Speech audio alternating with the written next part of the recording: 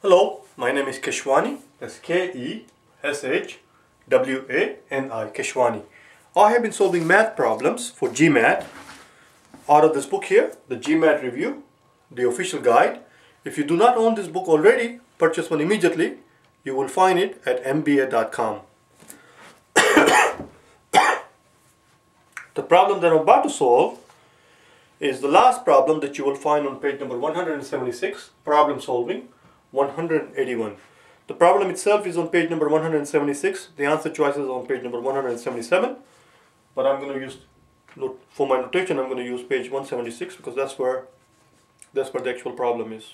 The question is, we have two quantities in the ratio of 3 to 4. So let's make up two quantities here. I'm just going to call them P over Q.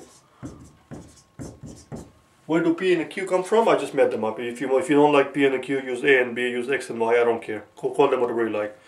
You can call them monkey and bananas, I really don't care. The ratio is 3 to 4. And then we are told that if each of the quantities are increased by 5, what is the ratio of these two new quantities? I'm gonna do it out in a little bit more. So you see, if you increase the top by 5 and the bottom by 5, what's going to happen to that ratio? To which my answer would be, who knows? How the hell do I know? It could happen anything. And therefore, among the answer choices, the correct answer there is it cannot be determined from the information given. But to convince you, to show you, I'm going to actually do out some work. I'm going to do some work here. I'm going to give you some examples so you can see it. So let's write down the same ratio in a different form. Times 2 would be 6, 8, 9, 12, 15. So this will be 12, 16 and 20. I hope that you're able to see right away that these are all 3 to 4. These are all 3 to 4 written in different form. And now I'm going to show you that when I add 5 to top and the bottom, the ratios keep changing. We cannot tell for sure what's going to happen. There is nothing we can say there. So I'm going to take my top, which is P. I'm going to add 5 to it. I'm going to take my bottom, which is Q. I'm going to add top 5 to it. And let's see what happens. So basically everything is 5 more than before. So this becomes 8, 11, 14, 17, 20.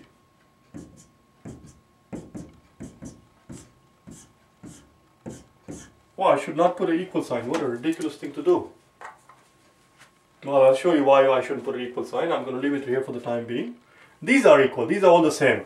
3 over 4 is same as 6 over 8 because I multiplied the top and the bottom by 2. 3 quarters is same as 9/12 because I multiplied the top and bottom by 3 and so on and so forth. Here I multiply the top and bottom by 4. 4 times 4 is 16. 4 times 3 is 12 and so on and so forth. These ratios are the same, hence the equal sign. But the bottom, that's the whole point. The whole point is that what happens to this ratio, only God knows. We cannot tell. Anything can happen to it. So let's add 5 to the bottom. So we get 9, 13, 17, 21, and 25. You see, it keeps changing. This ratio behaves in a very erratic way. This was wrong. This was wrong of me to put the equal sign there. And that is the whole point. That is the whole point. This ratio of P plus 5, if you add 5 to the top and the 5 to the bottom, it keeps changing. It has no rhythm or rhyme to it. And therefore, we cannot tell. The question is, let's see how the question was phrased. Question is, what is the ratio of these two new quantities? To which the answer would be, who knows? And therefore the answer is E. It cannot be determined. Anything could happen to the ratio. The answer is C. And that's all. I don't know how else to explain it, but this is it. I hope that you're able to see it. This is not same as this, and this is not same as that, and this is not same as that. They're all different ratios. So we cannot tell for sure what's going to happen to these new ratios of the two new quantities of P plus 5 over Q plus 5. The answer is E. I hope you found this helpful.